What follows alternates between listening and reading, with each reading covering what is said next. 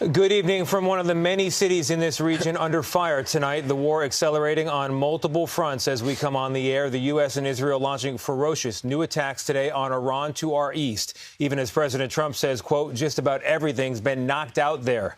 And yet Iran still hitting back. Again today, Iranian missiles rained down on U.S. allies across the Gulf and right here in Israel. The sirens repeatedly warning us to take cover. And the U.S. confirming a drone attack just hours ago sparked a fire near the U.S. consulate in Dubai, with all staff accounted for, we can say. Overnight, though, one of Iran's most successful strikes yet, a direct hit on the U.S. embassy in Riyadh, setting fire to the building and forcing additional U.S. embassy closures in Lebanon and Kuwait.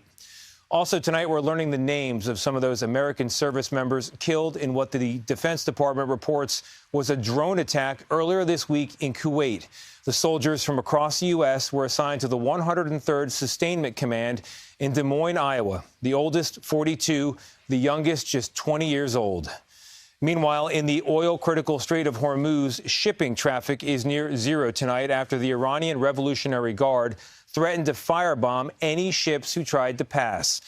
We have a team of correspondents on every angle of this again tonight, including the rising civilian death toll and the politics of it all in Washington. But we begin with the fighting today, everything we know about the war right now.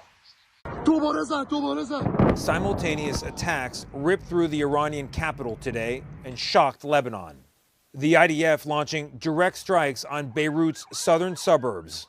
As a new ground operation there battles Hezbollah's campaign of revenge after the killing of Iran's supreme leader. Since Saturday, the U.S. alone has taken out more than 1,700 targets, according to U.S. Central Command, among them this military academy. And the IDF hitting the building where Iran's assembly of experts would have been expected to gather to appoint the next supreme leader. President Trump today saying Iran was all but beaten. They have no Navy, it's been knocked out. They have no Air Force, it's been knocked out. They have no air detection, that's been knocked out. Their radar has been knocked out. And just about everything's been knocked out.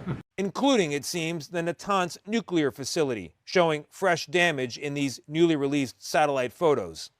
And just a day after Trump's special envoy, Steve Witkoff, said the Iranians had boasted about having enough enriched uranium for 11 nuclear weapons.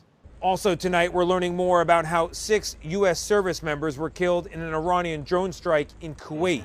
While Secretary of Defense Pete Hegseth said the location was fortified, 3 U.S. military officials questioned that assessment, telling CBS all 6 were in a makeshift tactical operations space, protected against explosions, rocket attacks, and shrapnel, but not aerial strikes of the kind that killed them. Meanwhile, on the streets of Tel Aviv tonight, we saw residents still picking through what's left, days after an Iranian strike. Anything special you're looking for? Photos from my family. This woman told us she's looking for anything that feels like home. I'm trying to save anything small, especially the memories, because there is nothing left to take. Everything is broken. And not far away, we noticed 9-year-old Zohar peering in at the damage with his grandfather. You heard the explosion? Yes, we are living there. Do you ever get scared? Yes. What do you do to feel better? Smile. Smile to me and I smile to him. And we spoke to one other resident there who you might say was searching for a smile as well, and he found one. He found his children's toys, which he thought might have been lost in the blast.